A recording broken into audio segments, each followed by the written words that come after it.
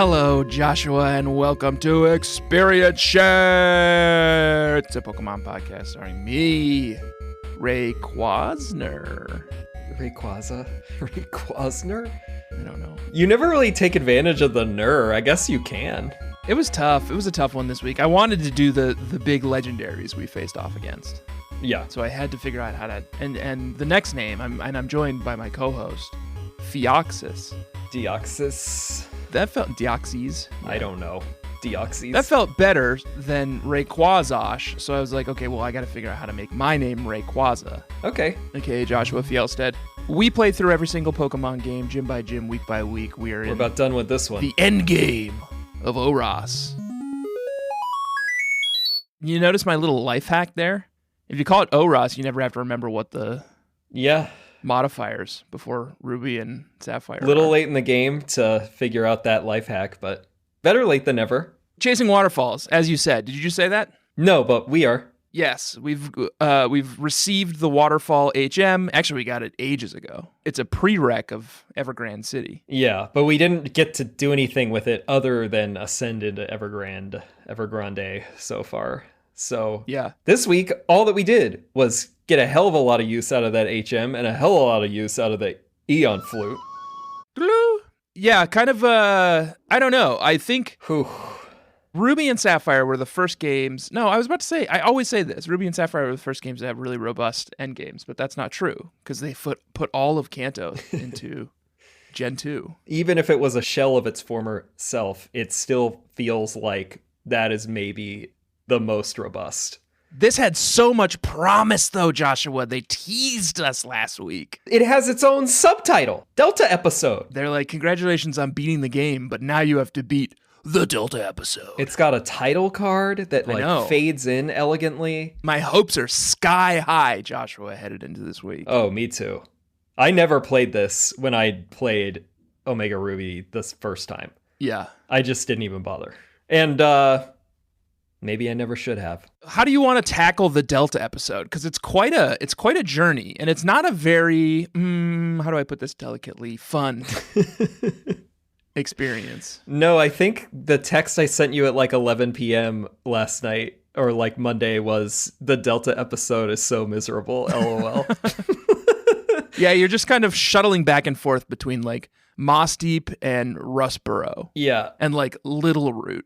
We can give you a synopsis and a couple of the highlights of the set pieces and the battles, but it is the questiest fetch quest that there is. Yeah. They don't really introduce any new terrains other than space, to be fair. Yeah. And the Sky Pillar. And Sky Pillar's so boring. Everything else is just like, go to all these places that you've already been and basically just talk to some old bag and then like get one item and maybe fight a trainer. It smash cuts us into a cutscene when we wake up from beating the Elite Four and destroying May, where we see that there is an asteroid hurtling towards the planet, a meteoroid. Yeah.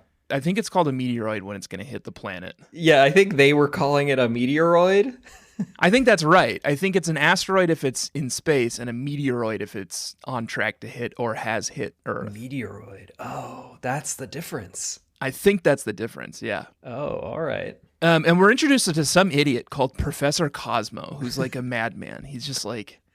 He's got, like, his tether to reality is just so thin. You look at his illustration on Bulbapedia from the trading card game, and he just looks like a total whack job. He's, like, on the ground, like, drooling over some little meteorite. Piece of dirt, yeah. Professor Cosmo, in our cutscene, reveals that it is a 6-mile or 6-kilometer giant meteoroid. He's like calling the shots for the foreseeable future. I guess we met him in Fall Arbor Town, but he wasn't that notable. And then he somehow gets he's become the entire subplot. He's become quite a feature in our lives, Joshua, in the Squirt's lives. Yeah. Because he controls the means of production. The meteorites. And you can use the meteorites to shift between different, how do I say it, forms. Mm-hmm. Of a certain Pokemon. Oh, you mean But we'll get to that later. Admiral Squirt and Admiral Mrs. Squirt What? is controlling their lives?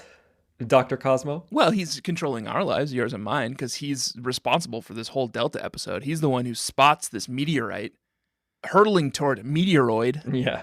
Meteoroid when it's in space, meteorite when it's on the ground. How about that? That sounds right. Asteroid when it's flying not towards Earth. Meteoroid Shouldn't you when know it's this? flying towards Earth. Why would I know it? Mrs. Squirt just wrote a whole book about space. It's life. She wrote life a whole in book space, about aliens. But isn't there some sort of, didn't this come She up? does talk about meteoroids a little bit. Shouldn't yeah. you know meteoroid? My dad's also, well, never mind. Oh yeah, the meteorologist. Yeah, shit. So he should know a lot about meteors, right? Yeah, that knowledge skips a generation.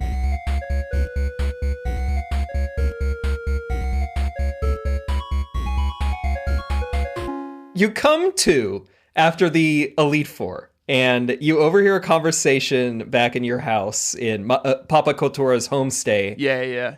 His, sponsor parents. And you overhear them downstairs, and your mom is upset because Norman had bought tickets for both of them to go see this meteor shower. Right. But he can't go because he's too busy. He's such a busy Pokemon trainer.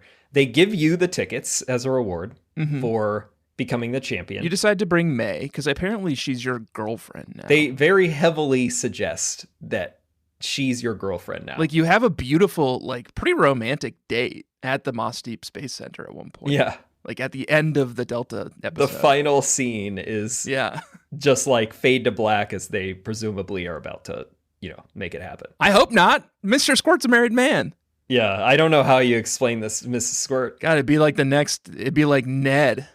It'd be like, he's like the Ned of the Hoenn region. Yeah, I really thought Admiral Squirt was like a genuine wife guy, and then he just goes and can't resist May's feminine wiles. Yeah. Oh, so disappointing. Yeah, so you wake up, and then you leave. You get another cutscene where it's you're seeing this young woman who's been dressed as a Team Aqua/Magma grunt this entire time. And she strips off her uniform, and she's finally, I could cut loose. We can achieve our goals, Whismer, because her best friend is a Whismer who calls her mom. Yeah, it's mom, okay. But anyway, she thought that the Primal Groudon and Primal Kyogre were going to be what prevented this asteroid from destroying Earth.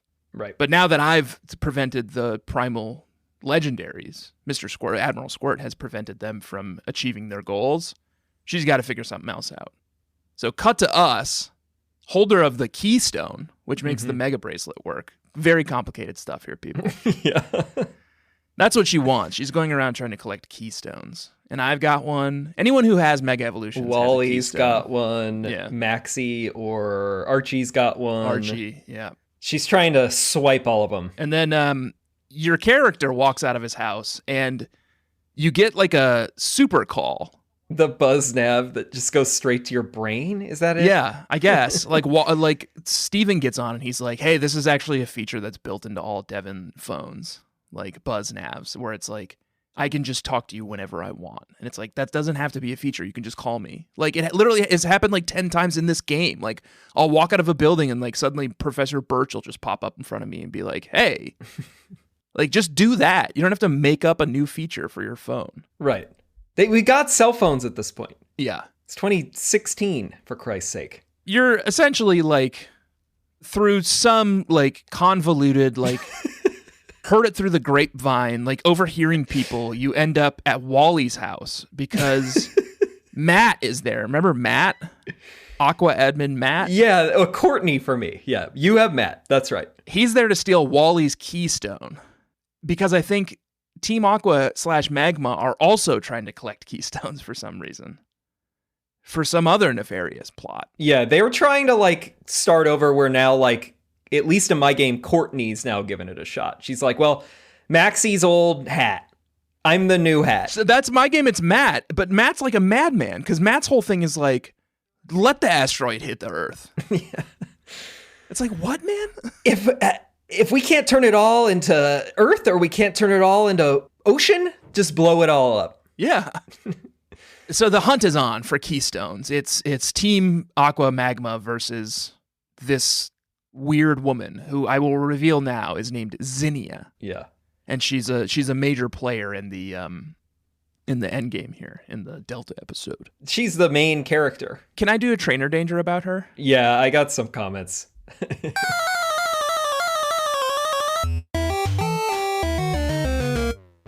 She's bizarre. She belongs to this crew called the Draconids. Draconids, yeah. Yeah. Who are an ancient race of like dragon training Pokemon. They're like the prototype of the dragon tamer Pokemon trainer, seemingly. Yeah. And they were the first ones who encountered Lord Rayquaza, who for a while I thought was just some guy. Yeah, but it's would've apparently Rayquaza who was a lord. Ooh, can we talk about Mega Rayquaza for a second? Because we see him this week, and he is good looking. Mega Rayquaza is an improvement. Mega Rayquaza looks great. Yeah, it's very festive. It's got lots of like flowy, like kind of Tron stuff. Yeah, his like Tron things like trail off of his body now. It's pretty cool. I liked it. Anyway, Trainer Danger, Zinnia. Anytime she pops out her like battle animation, she does this like weird zombie shuffle. Yeah. I don't know why. She's got like a ragged cape. Like her whole thing is like, yeah, she's like, I'm not of this world. She's a or wanderer. Like, I'm a wanderer. I'm an ancient one. She sort of like has vibes like that big tall idiot from X King and Y. AZ or whatever. Yeah. Has she also been wandering the earth for 3,000 years? Maybe, because we find out that they're not abandoning that crazy storyline from X and Y. They're doubling down it's on it. Deeply involved. They're like, hey, you remember all that nonsense from X and Y? It's back, baby. Yeah, it's because Zinnia is constantly going on and on about the like ideals versus truths crap that what's his face N was obsessed with. Oh wait, that was Black and White. Oh right, Black and White, not X and Y. Well, anyway, that was coming back too. I remember her ranting about truths and ideals, but who was AZ? Which game was AZ in? I thought it was X and Y, but no, That's it was X Black and Y. and White, was it? That's X and Y for sure. Was it? Because I think it was the same game that N was in. We just played these, Joshua. Yeah, X and Y. Oh yeah, X and Y. Yeah. So was there Black and White lore coming into this too? I don't know if it was still Nabagasawara on this one, but maybe it was like, just copy and paste the truth and ideal stuff. These people are all crazy. Like, I just remember I made a note here. I was like, don't we know about truth and ideals? But that was N's thing, that was wasn't it? N, and he's Black and White. So I think they're just like, it's coming to a head. It's a culmination. All the lore, all the worst lore from all of these games. Heroes of truth and ideals. Smashing into the earth like a symbolic asteroid. Yeah. This is all at the culmination of the longest fetch quest in the world. Like 2 hours of eon fluting between Rustboro, Moss Deep, and like 2 other towns. And finally you end up at the Sky Pillar. And Wallace, for some reason, is the keeper of the Sky Pillar. Yeah, well, so you find out that you need these specific meteorites in order to like somehow unlock like the primal ability in your keystone to be able to like save the earth. Yeah. Because you're trying to go and destroy this meteoroid. Okay. Yeah. That's what we're doing. And you have to go around to like Meteor Falls. You have to talk to another Draconid who is revealed to be Zinnia's grandmother. So she's at the very back of Meteor Falls. She gives you a meteor piece. A pure one. Speaking of chasing waterfalls, you go up like 8 you do. waterfalls to get to her. Yeah. Also, when we're talking about like Steven, like he's back there. He's deeply involved. But then every now and then, even like, this old woman is like, "Oh, I love this silver-haired fox." Oh, I know. She's like obsessed with Dreamboat. You're telling me. Every time things start to heat up and like things need to happen, Steven Stone's like, sorry, I have to go back to Rustboro now. Right. Like, you deal with it. You deal with this, and then also come and meet me back at Rustboro, even though we've established at the very beginning of this Delta episode that I can just call you whenever I want. Yeah. Instead of doing that, I'm going to drag you all the way back to my office at Devoncorp, and then I'm going to tell you like 2 lines, and then I'm going to tell you to meet me somewhere else. It's infuriating. So you're chasing him around, and eventually it culminates in you needing to go hook up with Wallace to go down to the Sky Pillar, which is down in the, like, water roots. Because Sky Pillar, usually you're not allowed to get into. Because it's sealed. previously it had been sealed. We always had access to it. But you couldn't ascend it, and only Wallace, as he is a descendant of the ancient people of Sutopolis, can unseal it and let you in. And Sutopolis also is deeply involved in this because the crater that Sutopolis is in was caused by the last asteroid that hit the Earth. And that's where Groudon and Kyogre, right, I think, became primal forms. Yeah. Well, we've got parts of this. Oh, God. And Wallace, when he makes you fight him to make sure that you're worthy of going into the Sky Pillar. And when you fight him, he is now Sutopopolitan. Sutopopolitan, yeah. Wallace, rather than Gym Leader. And he's got all water types. He's got 6 types now. I mean, Admiral Squirt, I think, would be pretty impressed with this team. Oh, yeah. We were mixing it up. I didn't love the Ludicolo. Wailord, Tentacruel, Ludicolo, Wishcash, Gyarados, Melodic. You swap that Ludicolo out something else, and you got yourself a winning team. Yeah. I made pretty quick work of him. Yeah, his Pokemon are still all lower than... they're in their mid-50s, so... Yeah, once you've defeated Wallace, he opens the gates to Sky Pillar for you. There's nothing in here. There's no wild Pokemon. There's no trainers. You just walk up a ramp, and you're at the top of the pillar. Zinnia just tells you this batshit story at each level. Yes, a very long, extended cutscene at each level explaining this history of it's the classic destruction and rebirth, like Ragnarok. Groudon and Kyogre needed somebody to balance them because they kept fighting and like causing disaster upon disaster across the world.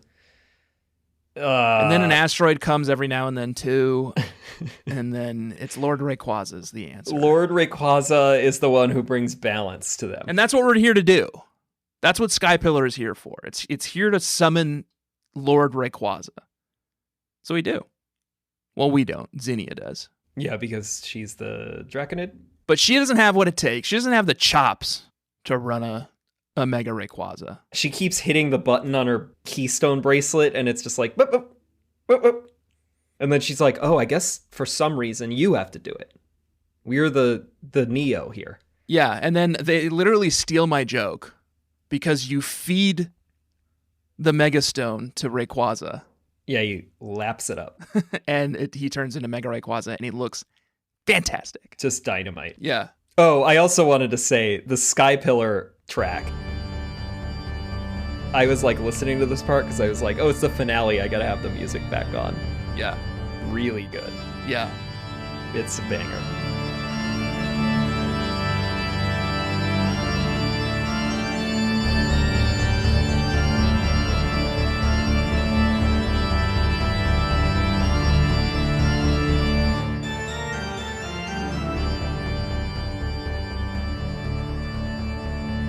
And then you have to capture him. I kept arguing with Zinnia. I was like, he's not on the list. Yeah. She was like, I know, but you have to capture him. It's how we beat the game. Bobby specifically said, I don't like this snake. So when I first encountered it, I had Gardevoir up front, and then I did Mega Gardevoir, and then I did Moonblast. Yeah. And killed it in one hit. Couldn't even see the HP bar. And I was like, great. Yeah. So that's averted. I don't know. Like, doesn't that... Earth's fine. Yeah. And then it just brings you back to the last screen, and it's like, he's here again. Yeah, so we had to capture it. You have to catch it. But they make it pretty easy. Then I used Vileplume, put it to sleep, and then I had Dazzling Gleam on that bad boy. Did a couple of those, got it into the red, and I caught it with an Ultra Ball in the first one. Wow. But I guess, like, it should be easy to catch. I was like, did they just make it easier because it's part of the story, or did you actually have to, like, throw a bunch of balls at it? I got it down to red and put it to sleep with Sing, Altaria's Sing, and caught it in one Ultra Ball. Okay. I think they just made it easy. So they do just we also want it like to be easy. are good at catching Pokemon, you know? I'll do a quick Pokéchecks yourself about Rayquaza. The Omega Ruby Pokédex entry says that Rayquaza has lived for hundreds of millions of years. Okay, well, that just feels like overkill. Like, make up your mind on these Pokemon. Like, every time they introduce some new, like, mythical Pokemon, it, like, outdoes the last one. Like, Arceus is already God. And now you're like, yeah, but, like, Rayquaza's been here since the beginning of time. Right, like, what's the timeline here? Like, who came first, Rayquaza or Arceus? I don't know, because she also says Rayquaza's like a god. Yeah, it's Lord Rayquaza. Zinnia. The Alpha Sapphire one says that it flies forever through the ozone layer and consuming meteoroids for sustenance. What? Yeah. Why would it need to fly through the ozone layer to do that? I wouldn't. I wouldn't. If I were Lord Rayquaza. So that's where we summoned him from? On top of Sky Pillar? We're just like, come down here now? I guess Sky Pillar is tall enough, even though it only felt like it was like 5 stories to me. Yeah. Is tall enough to reach heaven. Rayquaza, who's up in the ozone layer munching on meteoroids. Meteors. He demands a spot in your team. You have to send a Pokemon to your box so that Rayquaza can have a spot. Pushy. Yeah. And then Zinnia insists on fighting. And she has you make me barf Pokemon of the week. Oh, do tell. Well, this surprises me because I wouldn't have thought this was the case, but it is the case. Mega Salamence. Interesting. Now, you look at Mega Salamence and you look at the art on Bulbapedia and you're like, Tanner, what are you talking about? Mega Salamence is cool. I thought it was pretty cool. It's got this like crescent moon, like wings, like a jet. It looks super aerodynamic. Where'd its arms go? If I remember correctly from the animation, I thought that it made it look like, or it implies at least that it kind of like tucks its arms into this little like bulletproof vest thing that it puts on. I don't know. It sort of looks like its arms like are like I gone. think you could see the claws in there on the illustration. It's kind of strange. I mean, I'll give you that. In the game sprite, it looked off. It looked like it didn't have arms. I like it conceptually. Also, it looks a lot better than Salamence does in this game because Salamence is just the same sprite it's had like since the very beginning, except it was just floating. So it still had like its 4 legs on like planted, but it's just like a couple of feet into the air. So it's like, okay, well, at least Mega Salamence is like... I don't like what they did with its arms. Floating in the air, like properly. Well, I have a backup here in the same team that Zinnia has, and it's Goodra. Fucking say it. I thought Goodra was going to get a pass because you were distracted with the Mega Salamence. So drippy.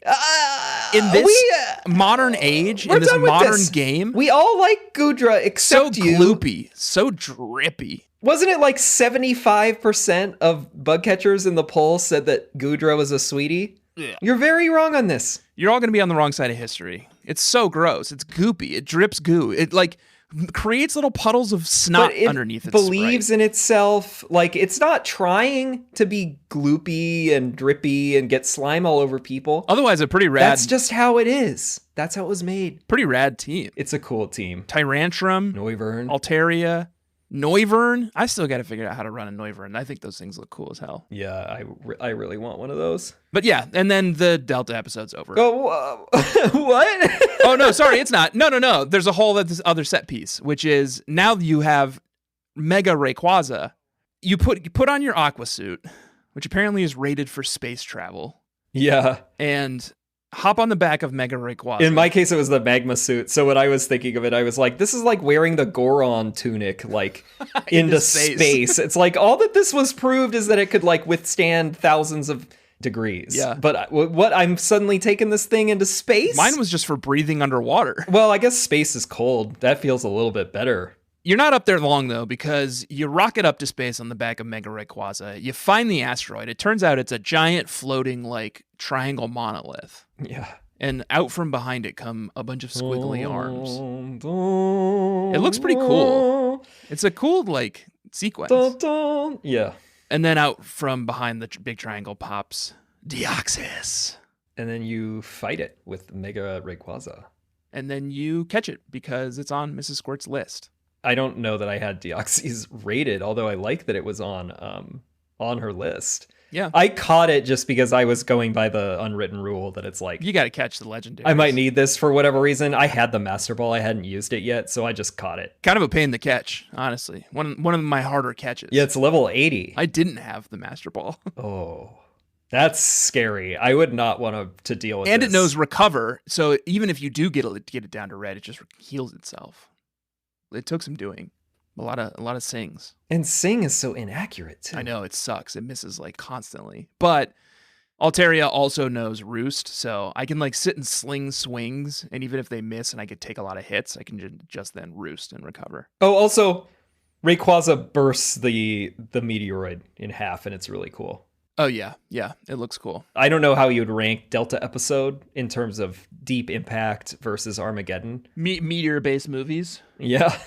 Like meteor threat films. I think Armageddon's the best because it's got Don't Want to Close My Eyes by... Because you don't want to miss a thing. Aerosmith on the soundtrack. Sure. Yeah, Don't Want to Miss a Thing. Deep Impact is the thinking man's Armageddon. Well, and I'll take it. You know, if you can keep your Deep Impact, I'll take my Armageddon any day. Which one? Remind me, Josh, which one's in the Criterion collection? I forgot it that you had that point last time. It's unbelievable. I'm going to write John Criterion or whatever and make a good case for how... I'm looking at the give list. It to Deep Impact. Don't see Deep Impact anywhere. Outrageous that Armageddon would get Criterion Collection before Deep Impact. Probably outrageous, to be frank, that either of them would get it. But I'm just gonna... Delta Episodes certainly would not get it. I'm gonna mention it now, even though it's a 2-part sequence. Oh and my God. The second part happens later. I feel like I should discuss this now because it did... Oh my God. hurt in sort of an unimaginable way when it happened. But oh my God. What type is Deoxys? Psychic. Yeah. What's Psychic vulnerable to? Ghost, dark, and bug. So I came to this battle prepared. Mm-hmm. I had been leveling my sweet Masquerain, lower pond, trying to get it up to 70. So I have some options for our final battle. And I thought this was a ringer. Masquerain was at the front of the party. I was going into a big battle with a psychic type Pokemon. Oh no, Tanner. Oh no. Level 80. And I think at the time, Masquerain was like 68 or 69. Like Masquerain? A gross like moth versus a mutated alien virus?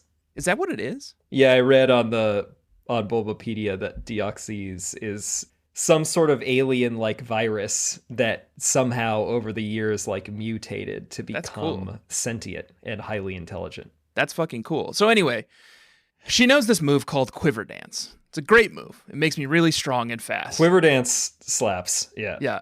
And I always start with a couple of Quiver Dances. Sure. So I did that this time. Quiver Dance. And then Deoxys did a move called Hyper Beam and killed me in one hit. Killed Masquerain in one hit. Yeah. I'm sorry. And then I guess because I'm going to sing a song about it. The Surskit line got you in the end. I know, right? There's no way. I don't know what I was thinking. No, I have no idea what you were thinking. I thought Bug was strong against Psychic. It is, but what kind of bug move were you gonna use? You were gonna try use your little fell stinger against this alien? No, Bug Buzz. Bug Buzz. 90% power, 100% hit rate. Yeah. It didn't come to that, though. I didn't get that opportunity, Josh, because he killed me in one hit. No, you did not. I should mention, too, that I was on the SS Tidal later after we saved the Earth. We go and we get on the SS Tidal, and I was in a double battle with a couple of young lovers. Oh, God. And you wouldn't believe it, Josh, but Dawn Fan, Italianized my Dawn Fan, did Earthquake. And I guess I didn't realize how hard it was going to hit Mystic, my Tentacruel. Oh, my God. Who had already taken a hit that turn from, I believe, an Earthquake from Tauros. Perhaps you don't. Ground is super effective against poison. So found that out the hard way. Mystic, my Tentacruel, also died at the hands of my own Dawn Fan. God. You can imagine how embarrassing that is. Yeah, that's pretty rough.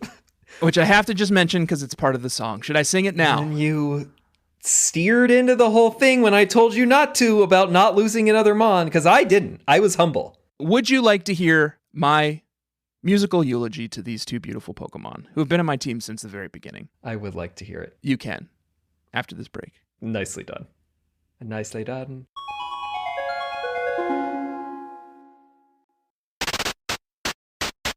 Josh, welcome back. Bug catchers, welcome back. I was about to serenade you. Or I guess like dirge you. I think it's a dirge. Right. With a pretty touching song about the death of my Masquerain and Tentacruel. Wow. Lower Pond and Mystic. Wow. Okay. May I? If everyone can please remove your hats and please rise. Get my lighter out. Here we go. Goodbye, masquerade. Guess I'll see you in heaven. Because you were slain by aliens in heaven. Been friends so long. I wrote this song 'cause Deoxys is so damn strong. Now you're in heaven.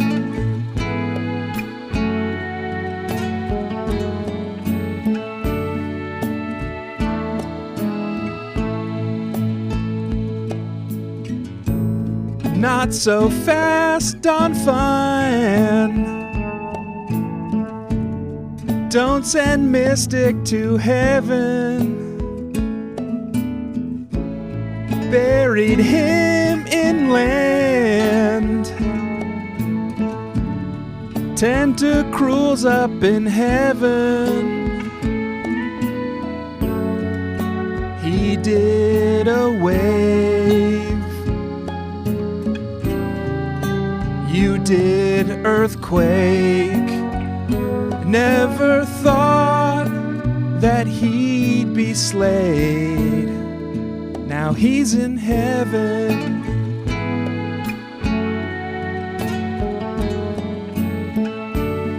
Long song. Yeah. I don't know where it's going next. Double battle down, trouble on the breeze.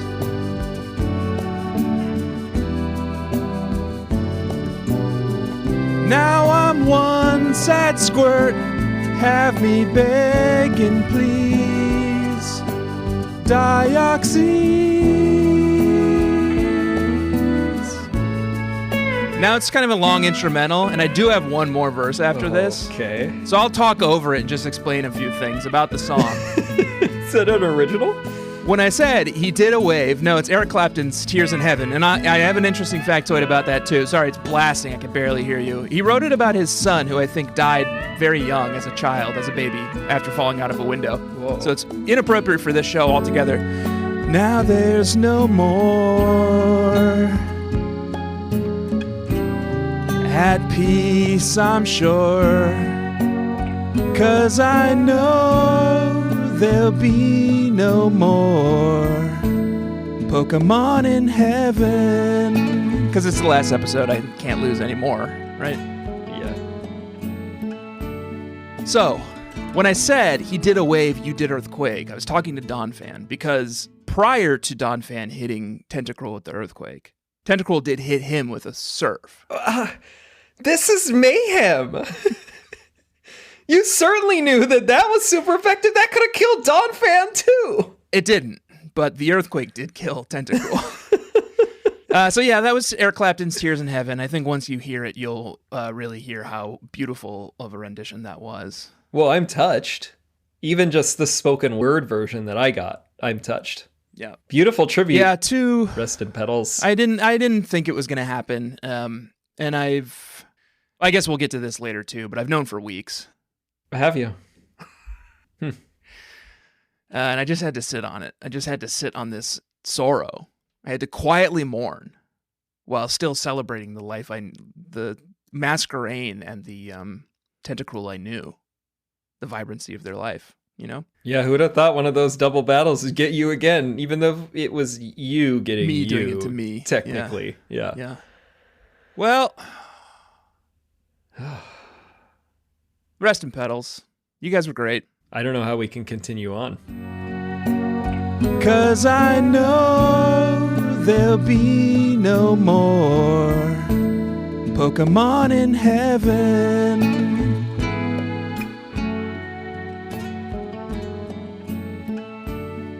That's it for the Delta episode.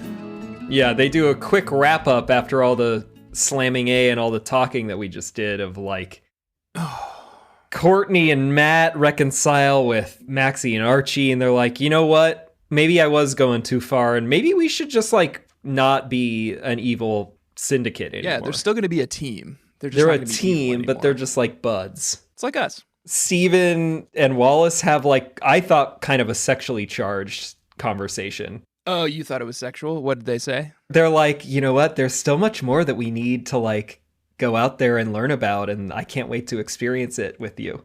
I'm like, yeah.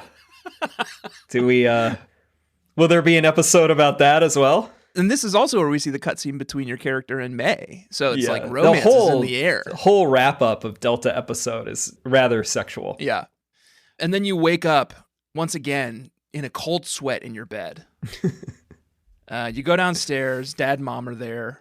I think he's already given us the tickets to the SS Tidal, right? Yeah. Previously he had. Or one of the other 4 times we woke up in a cold sweat. Yeah, you can do this. You do it the first time and you get the tickets then, and like you can go out onto Route 101, which is what we're about to do. Yeah. You could do it twice, basically. You do it twice. It's pretty funny because both times when you leave your house, you hear someone yelling help. And you run out to the first route, Route 101. Where we first got our starters, saving Professor Birch from a Puccina. Yeah. The second time, he is being terrorized by... A Shroomish. Yeah, and he gives you the choice of a Johto starter. Yeah, Johto. Yeah, it's Johto, because I chose Totodile. Oh, I did Totodile as well. I just had to box it, because it's not on Mrs. Squirt's list. I just took it. I like Totodile. And then the next time you come into Route 101, Professor Birch is being terrorized again, this time by one of those, like, Machokes. It's a Machoke with a box, and yeah, this one is very funny, because Birch is being chased around by a Machoke with a box, and then you have to choose again, and I went with Tepig. A Unova starter. It's a Unova, yeah. I also went with Tepig. And then after you get it, you never have to fight the other Pokemon. He's like, oh, it turns out that this Machoke is just from the Machoke Postal Service. Like, yeah, politely giving him a package. What? Machoke Postal Service? Was it the beginning of this game that there was all the Machokes helping you move in, or was it the beginning of last game? Yeah, but they were movers. So the Machokes really have... This is like a new conglomerate on the scene. There's a whole, like... Machoke Postal Service. Caste system. Like, there's a whole, like, Machoke underclass. Your mom's like, they like it, though. I'm like, do they? What do they like, Mom? What is going on here with the Machokes? I had repressed all this with the Machokes. It's so wild how much of the good stuff they kept for the end game, because your mom has an amulet coin that she gives you. Oh, yeah, apparently, because her dialogue, if you click into her again, after she gives you some kind of ite, she gives you a mega stone of some kind. Yeah, she gives you...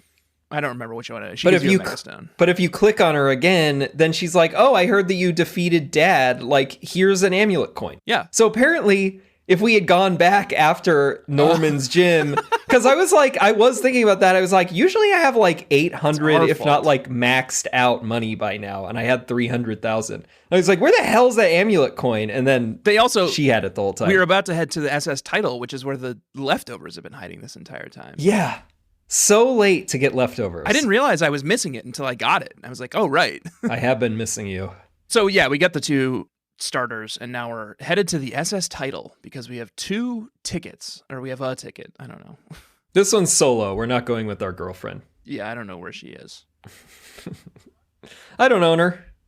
It's an independent woman. It runs back and forth between Lily Cove, Slateport, and the Battle Resort. So that's kind of the real destination, is the Battle Resort. But there's plenty to do right here aboard the SS Tidal too, Joshua. Yeah. It only works on the routes between Slateport and Lily Cove, right? I think if you take it to Battle Tower, it goes right to Battle Tower. Yeah, I did it. To be safe, I did it from Slateport to Lily Cove, and it activated. It opens with a cutscene. The 3 salty dogs are together again. Mr. Briny, Drake, and Admiral Squirt. You know? Just talking about the old days, life on the sea. I was going to ask you about that because I noticed that Briny says he was promoted to be Captain Briny. Was that Admiral Squirt's? Yeah, promoted by me. Doing? Yeah. Yeah. Okay. Yeah, we're old friends. We used to sail the high seas together. Yeah, good choice. Spent a lot of long, lonely nights together aboard the whatever Admiral Squirt's boat was from the first game. SSN, I think, SSN, was his original Captain Mr. Squirt's charge. Yeah. And now Captain Mr. Briny. Captain Mr. Briny. Yeah. On the SS Tidal. Yeah. And of course, Drake. What a delight. It's like the SSN. It's like boats of games past. There's a bunch of trainers in here, and there's a bunch of items in here, including the leftovers. If you happen to have a Blastoise, the Blastoisite is in here. I'm not to rub it in, but young couple Leah and Jed that Tentacruel died to, they have a mill tank and a Tauros level 51. Like, you didn't need to go as hard as you did. Your Pokemon are like 20 levels above them. I know. They made love so hard after that. They're like, I can't believe we did it. I know. I think it was his Tauros delivered the first earthquake to me too. So, is there anything else in here that was interesting to you? No. Just a meeting of the minds, really. Yeah. So we take it out to the battle resort, which is honestly pretty great. Yeah. It's robust. It looks great. And there's a lot to do out here. You go out with Wally, or like Wally's there waiting for you, and he's like, let's do this together. And it's like, I guess so. I guess I can't lose this dweeb. And you kind of get a little bit of a tour of the island before you're left to your own devices. There's another Pokemon daycare out here, so you can level up even more Pokemon or breed even more Pokemon. Right. There's one guy out here who I was tapping A pretty quickly, so I didn't hear what he said, but I think he said he was sniffing my Pokemon's feet because he then gave me the footprint ribbon. Oh, I think this is Dr. Footstep's cousin, it must be. Yeah, it's the Collector was his name. Yeah. And for some reason, he was inspecting my Pokemon's feet and gave me the footprint. You have to just back out before you can ask any questions about what he's collecting. Footprints.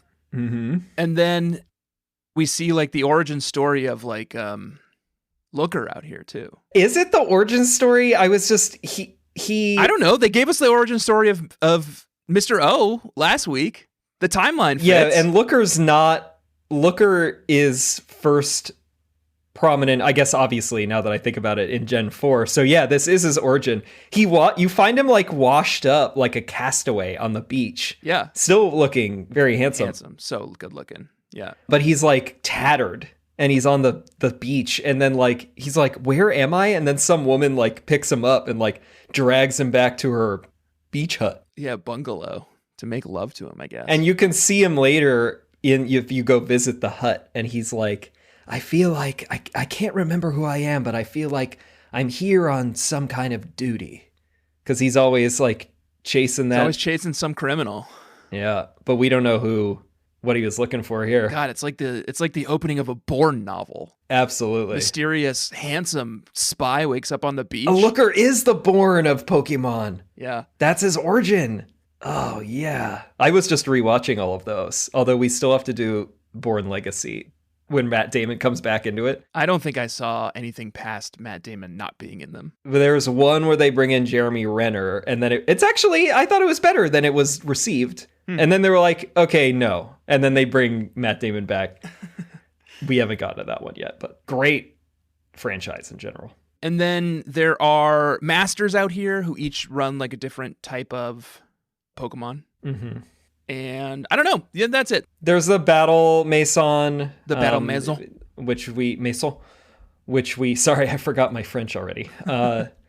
Yeah, and it's all like, there's a few trainers, you can get some levels, but any of the matches... Earn some BPs. Yeah, but we, like always, I did not have enough time to put into that. No, not our business. To get some more TMs and... We're not BP boys. Good stuff. But in general, this Battle Resort, this is maybe the best one yet. Oh, and now that we've beaten the game and beaten the Battle Resort, Steven Stone finally decides to settle back into the throne at the top of Pokemon League. You know, I didn't really understand that because like we're the champion. Papa Cultura did not remember. I think he's there as like giving a vassal. It back. Yeah, I think he's there just as like a stand-in for us when we're out and about. Yeah. Okay. We're important people. And now we can finally take on the Elite Four again. At last. Yes. And you have nothing to say about that, huh?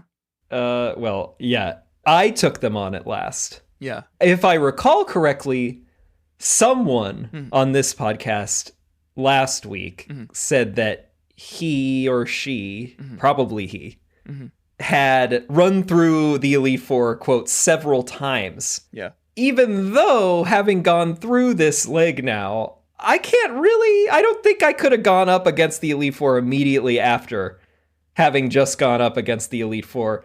Plus, I'm fairly certain at the levels you would have had right after the Elite Four the first time, you probably would have gotten crushed and they all would have died. Yeah. So something had to happen between me taking on the Elite Four the first time and then me taking them on. You know what I think the it next is? Several times. You know what I think it is?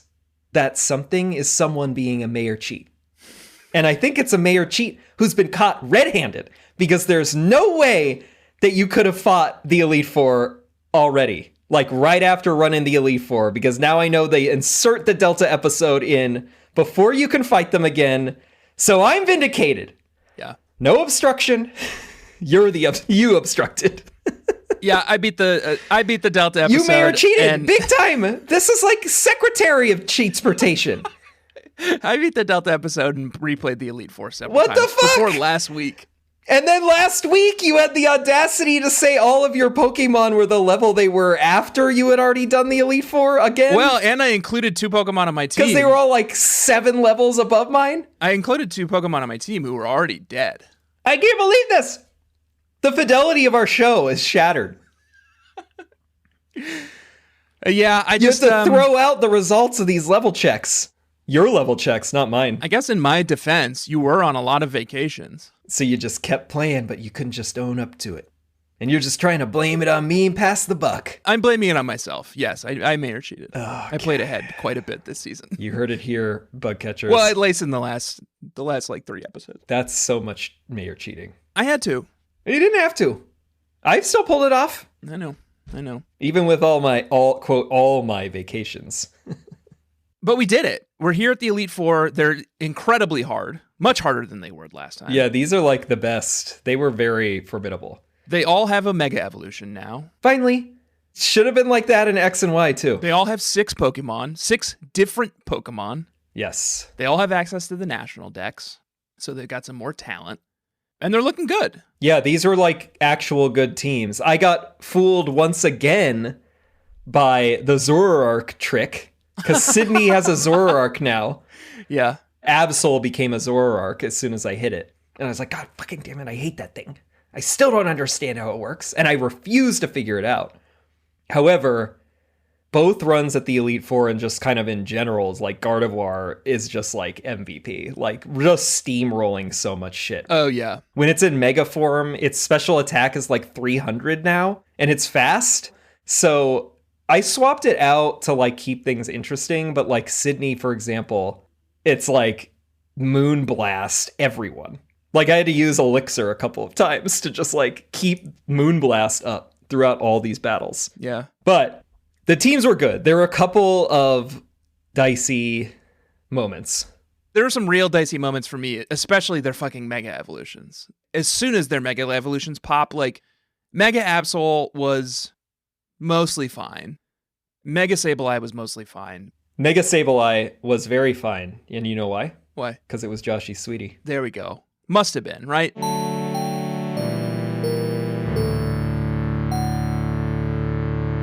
I've only gotten to interact with Mega Sableye when we've battled, so I haven't seen it in-game until now, and that is just perfetto. Yeah. As Papa Cultura would say, perfetto. Perfetto. Bobby liked it too. I like this Mega Sableye. First of all, he's very cute. I feel like he probably has a very good laugh. I bet he laughs sort of like deviously, maniacally in a way that's very funny. But it reminds me of the original app, the I Am Rich app that was like $10,000 or $9,000 or $999 to buy on the original app store. And all it was like a jewel that you had on your phone. And I like that he's just carrying that thing around and he's like, yeah, I'm rich. So what? Oh, what? He's also a sweetie. Mega Glalie gives you a little bit of a run for your money, and then Mega Salamence is pretty tough, if not ugly. I mean, this was Gardevoir, like, was still one hit KO for fucking all of them. Yeah. in Drake's team. I didn't lose anyone, but it's definitely a much harder battle than it was last time we faced off against them. Everyone is level 70. No, wait.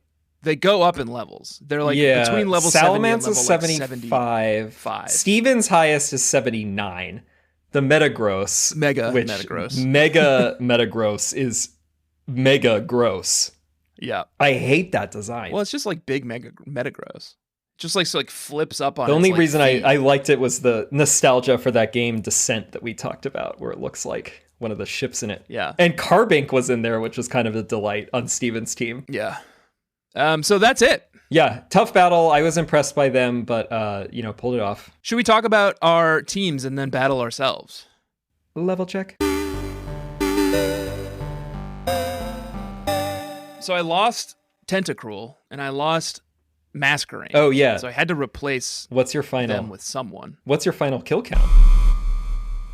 Oh, kill count is 9. 9 total. 2 new this week. 6. I was getting careless. 6. I was getting careless. Because I didn't get too cocky. And I didn't kill my own Pokemon. Admiral Squirt is collecting menagerie for his wife, Mrs. Squirt. First up is Bluey, my Mega Altaria, level 74. Okay. Italian Ice, Don Fan, level 72. Sure. Prince Edward, Whale Lord, level 72. Nissan Leaf, Lantern, level 70. Dairy Baby, Mega Sableye, level 70. And welcome to the team, Noodles and Company. God. Attack Form Deoxys, level 80. Come on. I mean, I guess you had to just ship in fucking anything, but yeah. If I had lost a Pokemon, it definitely would have been like Rayquaza is who I shipped in, but except Deoxys is on my list. Right. I don't think I could have actually now that I My think only about two legendaries were Deoxys and Jirachi, and I don't think we can get Jirachi. No, it's event only. We love Noodles and Company. Great restaurant. Yeah. Great fast casual restaurant. And he's got noodle arms. Deoxys. Makes sense to me. Yeah. Why attack form? Because his attack goes through the roof. Yeah. Yeah, I guess that's straightforward. Let's hear about Papa Cultura's final team. Oh, I'm seeing you can get the Sinnoh starters if you go back to Little Root also. One last time. I didn't. I did not. I should have. I love this. Just while I'm on the page, like the conclusion of the Bulbapedia walkthrough for, which is, we always use Bulbapedia as our like guide when we're doing the episodes. The final sentences of the guide for Omega Ruby and Alpha Sapphire, Oras. So you get to the Sinnoh starters, you're chasing down Birch again, and it says, once you make your decision, it turns out that it was actually the professor's own wife who was chasing, to whom he thought was a Pokemon. So anyway, this ends the main part of the walkthrough. like a sentence fragment that doesn't make any sense, and then all right, yeah, that's it. See you later. Great. Anyway, respete to you, the author of that walkthrough. Doing the whole damn thing. Couldn't pull that off. Who you got, Papa Cultura? Papa Cultura, who is on a tour of Hoenn to meet famous celebrities before reporting back on his famous podcast in Italy. Papa Cultura, pop culture. Stephanie G. Germanata, his countrywoman, Manectric, level 71. Kanye West, Gardevoir, level 72. Madonna, Swellow is my highest level 73. Barely ever use it, just coasting. But I am excited to show you its new moveset, because I didn't get to do that last week. Because we didn't battle, because somebody's team was too high of levels. And now we know that it wasn't because I was lazy. Channing Tatum, the Camerupt, which now is Cameruptite. Yeah. And I like it. We got all the different tights this week. People were just throwing them at us. They really make it rain. I got a Cameruptite this week. Yeah, and I guess I got the Sharpedo one too, right? Sharpeetite. Yeah. Sharpeetite. Whatever. Camerupt's level 71. Kate Winslet, the Vileplume, has finally made her way up the ranks to level 69. Anything to say? Sex number. Yeah. And then Ezra Miller, Cacturn, level 70. I had Wailord around. I think Wailord made it to level 65 also, but in terms this is what's going to go down in the annals of history, Josh. I had to, because it's because of you. Because you got all these water types. Although you have fewer now. I still think Cacturn is more useful against this team than a Wailord would be. Probably. But I regret our choice to name. I regret everything about Cacturn, Ezra Miller, but You know what? I ended up reluctantly sort of liking Cacturn. Kind of good. It's not quite a glass cannon. It's more like a glass musket, I would say. So worse than a cannon? Yeah, it's not as powerful, but it's still pretty good. Am I ever going to run it again? No. And am I ever going to say Ezra Miller's name again? No. No, certainly not. Yeah. Let's go battle. Okay. Bug catchers, we will be back in a moment to tell you the results of our battle. It's sure to be a pitched one.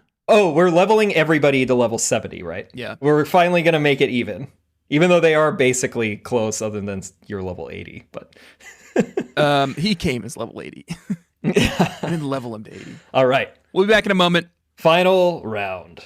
Fight.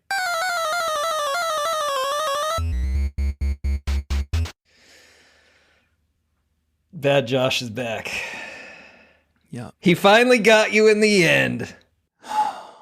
Crushed me. You absolutely destroyed me. Yeah. Your Mega Gardevoir is unstoppable. I mean, I did stop it, but took a long time. Yeah, you opened by slaughtering Swellow with in one hit. Deoxy's Psycho Boost, just absolutely slaughtered.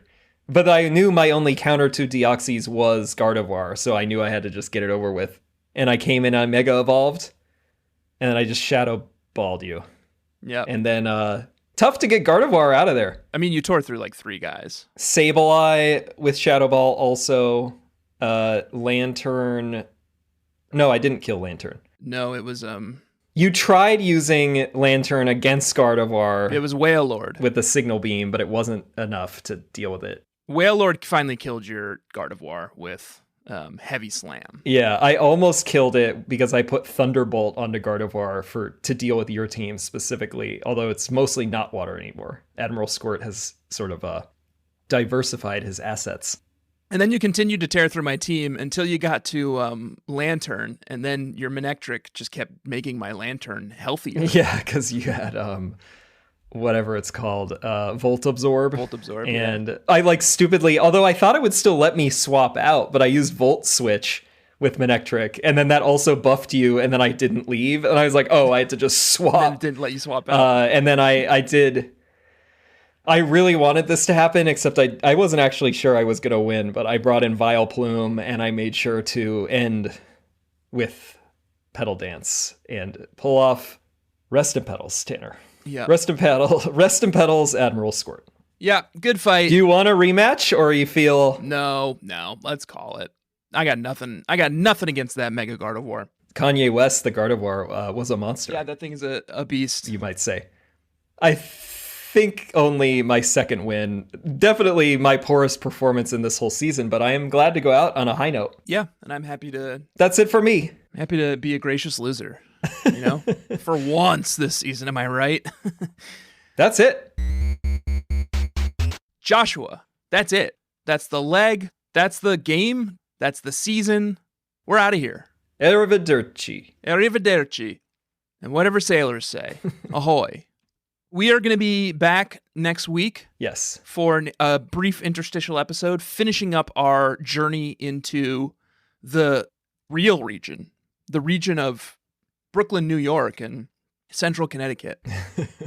And we're going to have David Sims on to talk about our final episode of Pokemon Go. He's a big Go head. Yeah, he encouraged us early on in our Pokemon Go journeys, and we've been quietly playing this entire time, and we're excited to come back and tell you about all of our misadventures over the last several weeks. That's how I would characterize them. And our massively overpowered teams. And the yellow tsunami that continues to wash over my neighborhood. We're all part of the yellow tsunami, so that's funny. Yeah. I think David is also a yellow team. So yeah, we will come back to talk about that, and then after that, get your dang carts ready, baby. Because you got 4 games to choose from. Dealer's choice. We're talking Sun. We're talking Moon. Ultra Sun. Ultra Moon. Whichever one tickles your fancy. I'll be playing Moon. And I'm doing Ultra Sun. I just won my bid on eBay to get that. Congratulations. Reasonably priced. Still. Yeah, I got a brand new one for $50. Wow. So people don't seem to care for this gen as much. We've heard a lot of chatter that people like it. Before that happens, we will publish a episode guide to let you know where we will be playing to and when, so that you can play along if you'd like. And we will put how many episodes then? So we definitely will not be doing 10. We'll be doing more than that. We're going to be playing at a little bit more of a leisurely pace and prepare for the upcoming gens where it is not necessarily a gym per week. It's the Wild West. Yeah. So yeah, we will be there the week after next in what's the region called? Alola. The Alola region. A lot of sweeties in Alola. And we still got to figure out who our guys are. Yeah, and whether or not we're doing anything stupid or if we're relaxing and kicking back island style. Oh, surely we're going to do something stupid. Joshua, this is Experience Shared's Pokemon Podcast. I've been Ray Kwasner and you've been Fioxis. And we do invite you to rate and review the show on Apple Podcasts, and do follow the show everywhere that you follow podcasts, and do follow us at EXPSharePod on Twitter and Instagram. And check out our subreddit, reddit.com/r/bugcatchers, where if you tuned in last week, our trainer of the season in X and Y, Bugcatcher Johnny, crushed us like the Spinnerax we are, and a winner will be announced shortly for this season, and we'll try to get our act together sooner so that we can get on the horn with that trainer and find out who owns the IP next. Yeah, well, we got to figure out who owns it currently. I think it's Johnny. I think it's Johnny right now, yeah. Yeah. So you can participate in Trainer of the Week at reddit.com/r/bugcatchers, and you can buy some merch at EXP Share Merch or expsharepod.com. Yes, and please do. That's it. I will see you all next week. And usati dopo. All right. One final time.